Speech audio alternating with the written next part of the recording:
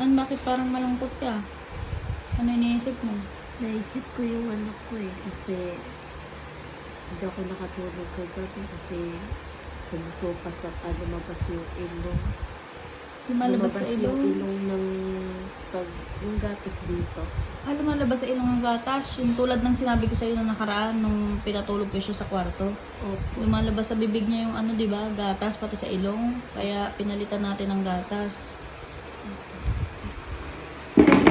Ganun pa rin pala yung nangyayari kay baby. Ay, si baby, tulog na tulog. Tulog na Kapag ipalabas mo, nakatulog sa sala. Pag sa loob, hindi nakatulog. Kaya nga, tapos na ano siya, yun nga, yung nasuka. So, sumusukat Sumusukat saka lumabas yung ilong sa dito. Lumalabas sa ilong, yung dinedede niya. Nag-aalala na ako kung hindi ko na alam kung saan ako kukuha ng Gusto mo i-pick up si baby? pick up ko ganito kasi hirap ang pera. Nag-aalala daw si Saka, hindi pa humayos saka hirap akong trabaho. Nahiya na ako pag sumasabi sa'yo kasi natulungan kami. Hindi ko na alam kung saan ako kuha ng pera. Diba, tama yung sinasabi ko sa iyo, na sana maging aral sa iyo yung mga nararanasan mo. Yung tulad niyan, nararamdaman mo ngayon, yung pag-aalala sa anak mo. Diba? Sana, Hindi pa ako nakatulog kasi umiiyak kagabi. kaya nga, ganun talaga. Kailangan talaga ng puyat. Pag nakatulog ako nito, baka malulog sa Gatas. O ganyan din ako nung pinapatulog ko siya sa kwarto. Hindi ko talaga tinutulugan yan kasi natatakot rin ako baka mamaya.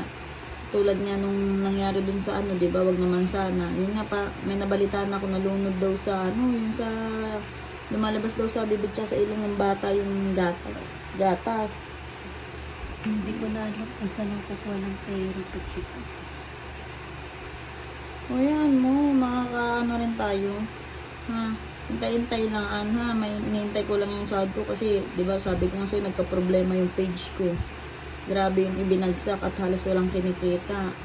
'Di ba? Pero ayan mo, Nakahiya naman po pag sasabihin.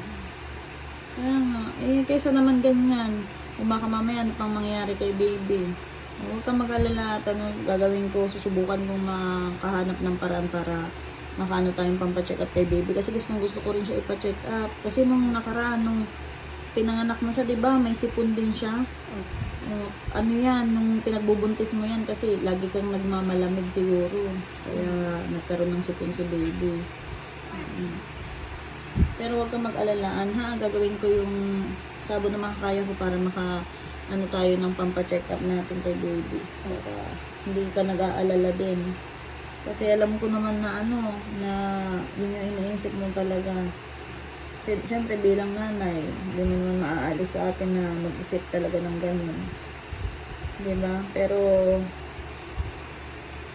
pagka nakaano ko ng pera tayo, pa-check up natin agad si baby para malaman natin yung dahilan. Bakit ganun? Kung dahil ba sa may sipon siya or ayaw niya ng gatas, ganun, para alam natin, no? Kasi, doon natin malalaman yung dahilan kung bakit. Si baby, tulog na tulog, Nakatulog na Sarap ng tulog. Huwag ka na mag-isip at baka makasama pa sa'yo. Yung mga problema, dumadaan lang yan, lilipas at lilipas yan, Hindi yan ibibigay ni God kung hindi natin kayang lampasan, no? Basta dito tayong dalawa, magtulungan tayo para kay baby Ino, Pag-pray mo rin na laging malusog yung anak mo. Wag ilapit sa sakit, At yan po, ang update ngayon kay Ann at kay baby Ino. And God bless po mga kababayan.